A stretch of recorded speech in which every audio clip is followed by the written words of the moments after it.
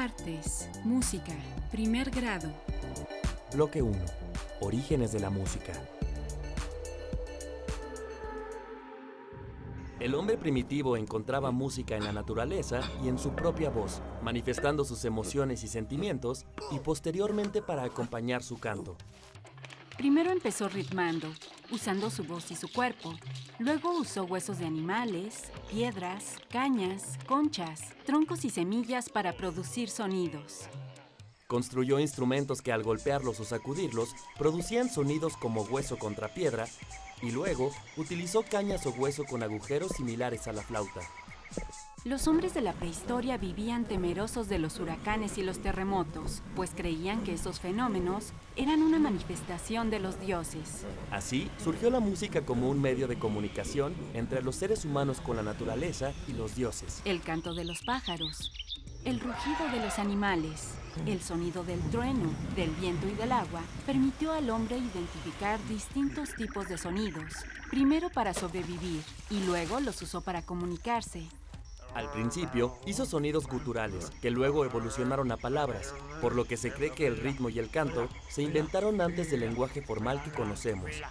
La música es otro lenguaje que sirve para comunicarse de distintas formas. Los seres humanos en la prehistoria utilizaron sonidos en su vida cotidiana, adoptaron gestos, sonidos y otros tipos de señales aprendidas para tener una comunicación de forma práctica y efectiva. Las sonajas eran frutos secos con sus semillas al interior y el tambor era un tronco hueco.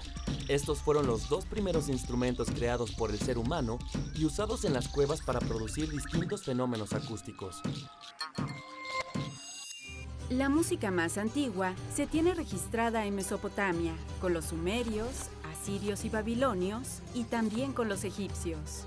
Los egipcios usaban la música en actividades cotidianas y principalmente en ceremonias religiosas.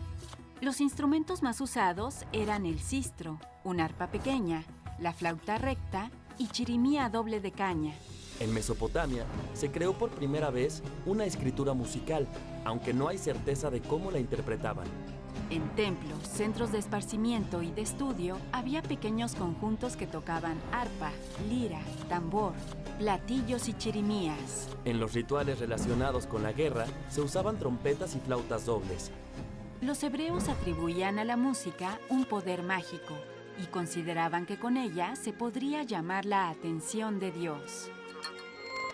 En los países en Medio Oriente y el norte de África también permeó una gran influencia musical durante siglos. La música y la danza árabe están muy ligadas a la religión, destacando la armonía que hay entre el ritmo y la melodía. Además, su sonido es fuerte, pues utiliza instrumentos de cuerda, como el laúd o la voz humana.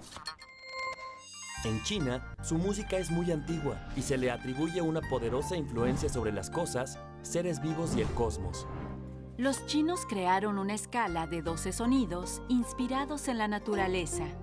Los instrumentos de viento representan un círculo divino y los instrumentos de cuerda, un círculo humano. Entre los instrumentos destacaban la flauta, el sheng, el gong y el yunlo. Gran parte de la teoría musical japonesa está ligada al koto, su instrumento tradicional, que según la leyenda fue entregado por un espíritu a una dama noble. Los hindúes consideraron más importante la música vocal que con instrumentos, la cual sigue vigente en sus ceremonias religiosas.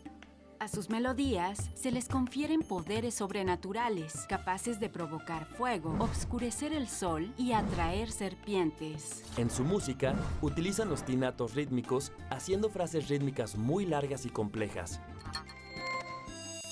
Se sabe que antes de la llegada de los españoles, en todo Mesoamérica, la música era indispensable en sus actividades cotidianas y ceremonias religiosas. No se tiene registro de la música escrita, sin embargo, se sabe que principalmente usaban instrumentos de percusión, como el huehuetl y el teponaztle, con los que se invocaba a los dioses de la guerra. Se conservan algunos cantos y danzas rituales prehispánicas y aún se puede ver el uso de tambores y flautas de chirimía o carrizo en fiestas patronales de distintas regiones. ¿Cómo te imaginas la música prehispánica en México?